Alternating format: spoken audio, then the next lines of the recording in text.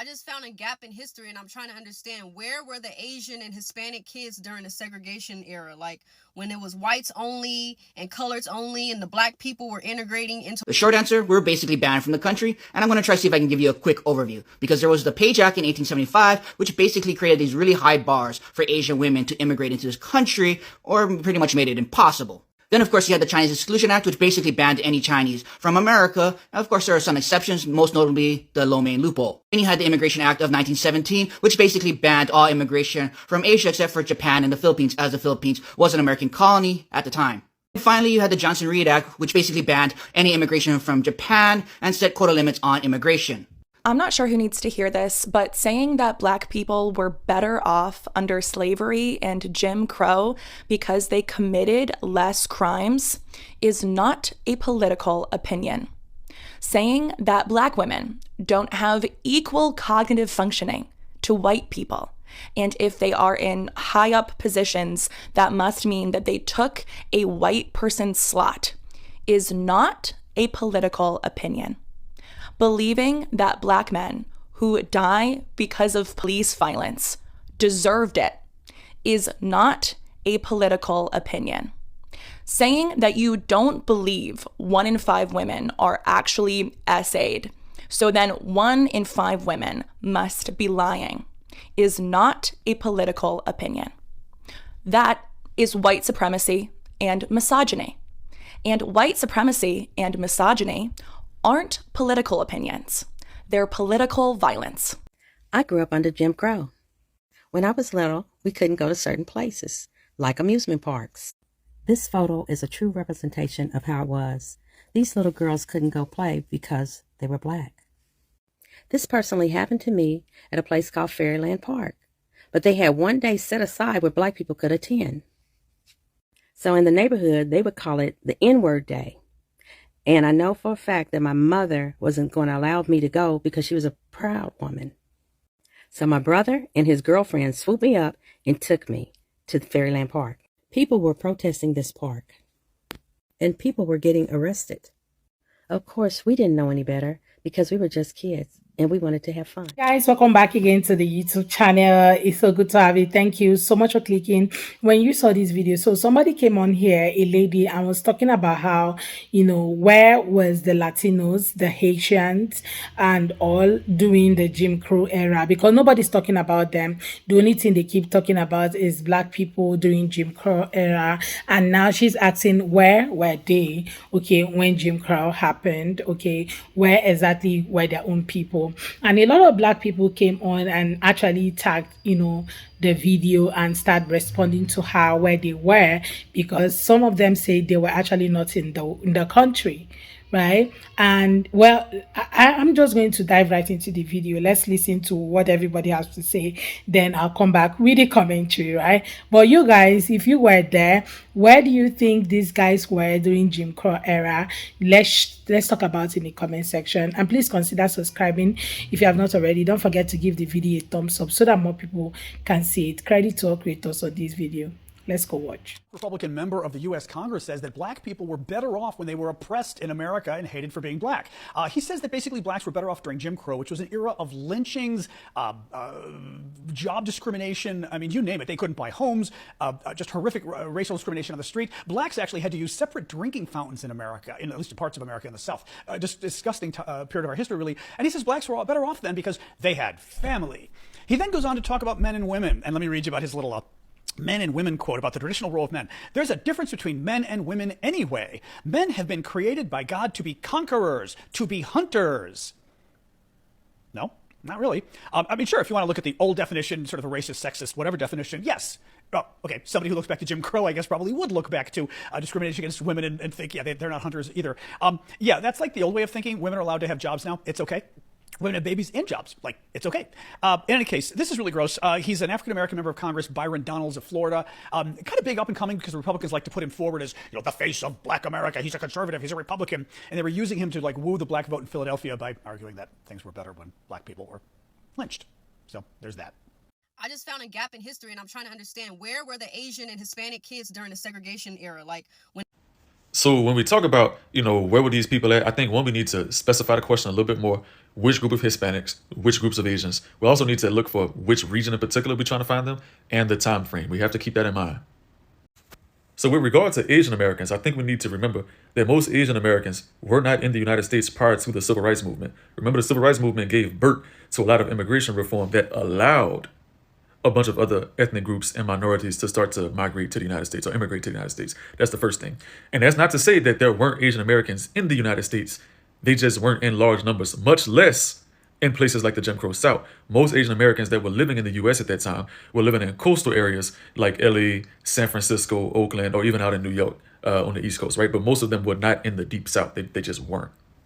Now, again, there are some outliers. For example, in New Orleans, there was a pretty decent influx of Vietnamese people, during the Vietnam War. However, they were further out in areas like Michoud, New Orleans East, right, or like further out in the bayou. They weren't centrally located. Like, they wasn't in Mid-City. They wasn't in Treme. They wasn't in the Seventh Ward. They wasn't uptown. They wasn't in the Third Ward, nothing like that, Jeremy. Like, they was further out. They wasn't in all the areas that were more, like, black concentrated, if that makes any sense. Now, when we talk about Hispanic Americans, we got to remember that's a lot of different groups. You heard me? So let's start with Mexican Americans first. Most Mexican Americans at that time were living in what we now know as the Southwest United States. So going pretty much everywhere from like Central and West Texas all the way out to New Mexico, Arizona, California, in that region, right? They were not in the Deep South, places like Louisiana, Mississippi, Arkansas, Georgia, Alabama, South Carolina, the areas that were most impacted by Jim Crow and segregation. They were not in those areas in large numbers. Right now, later on, you did start to see a lot of Mexican Americans migrating to Chicago, but that was coincidentally around the same time that black people were going to Chicago. So that's that. Again, most Mexicans were not in the Southeast or the Deep South of the United States. They just weren't. And then in regards to Puerto Ricans, Cubans, and a few other groups that might have come from like the Caribbean, for example, they didn't really show up until the 1980s when you start to see a lot of immigration reform during the Reagan administration, which is ironic that he was the one that was doing that because that man was the devil, to call a speed a speed. So I hope this helps anybody that might have had that same question. Why does no one ever talk about Latinos or Asian during Jim Crow segregation? Where did they fit in? Did they go to white schools? What water fountain did they use? Why is this never talked about in American schools? This is such a great question and one that needs to be talked about.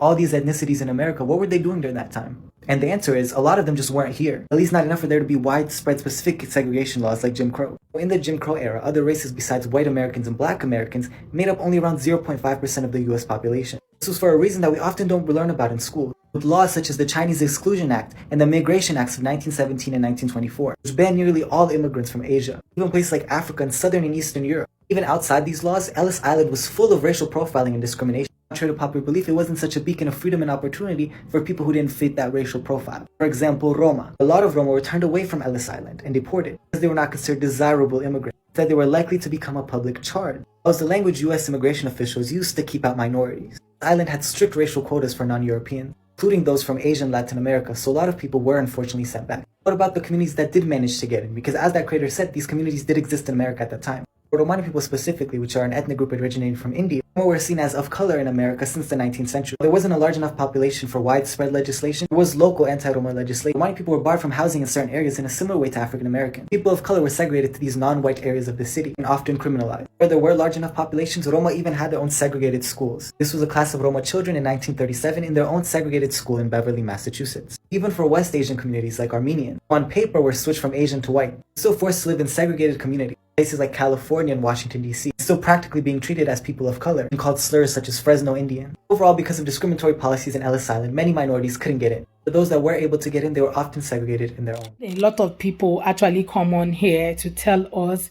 that black people are the reason why other races are able to, come into the US, okay, because they are the ones that fought for their coming and allowed, make sure that other people have access into the US. But most of these people will say, no, it's a lie, that's not true.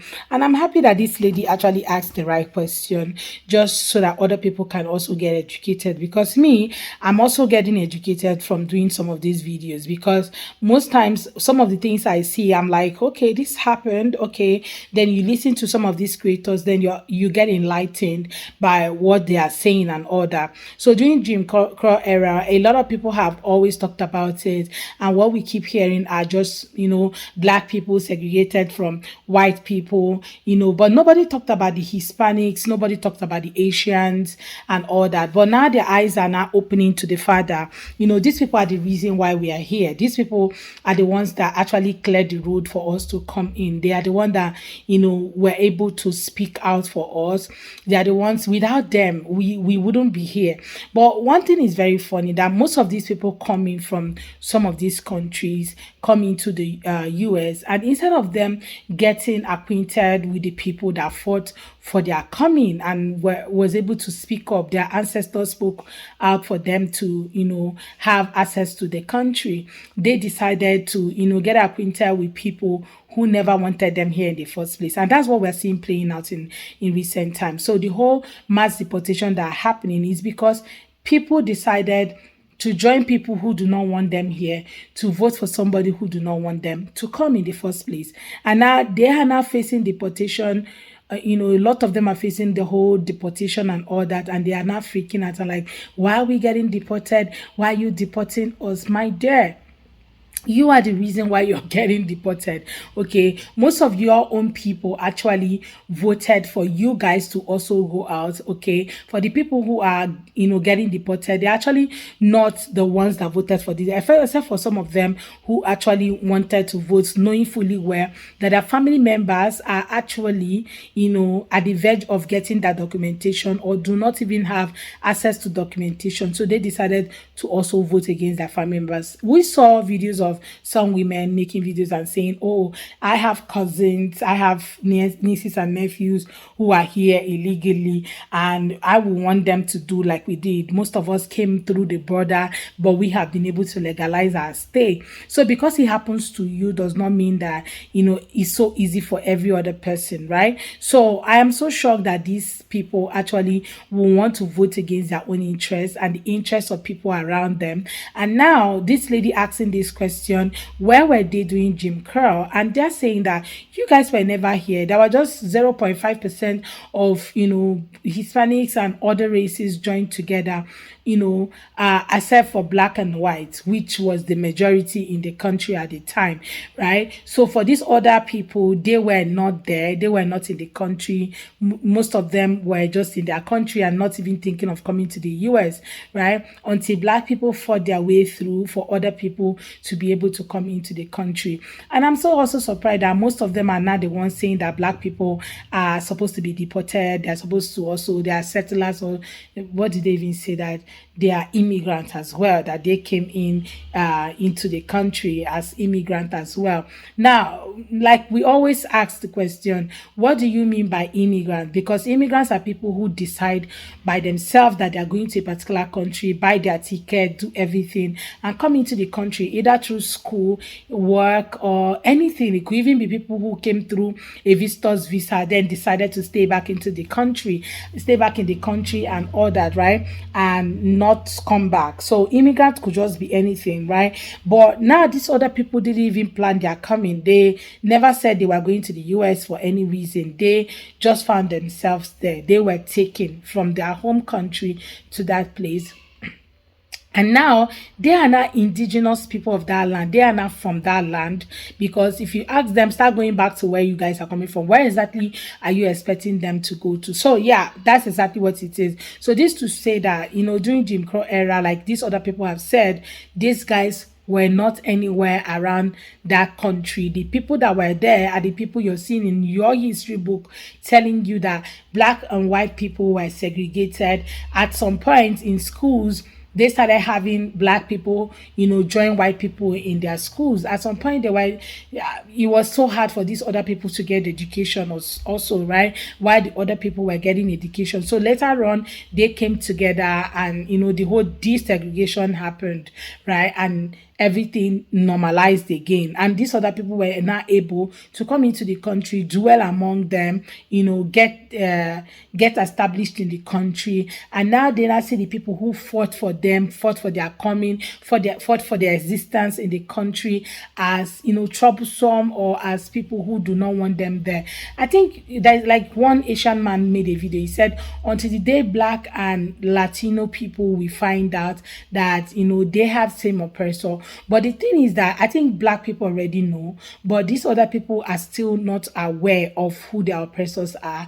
They are seeing these other people who is trying to help them out as their oppressor. So somehow, until the day everything comes to the open and people get knowledgeable about the things that is happening within them, I think that will still be like some kind of opera here and there and all that. But you guys let me know what you guys think in the comment section. I would really love to read from you.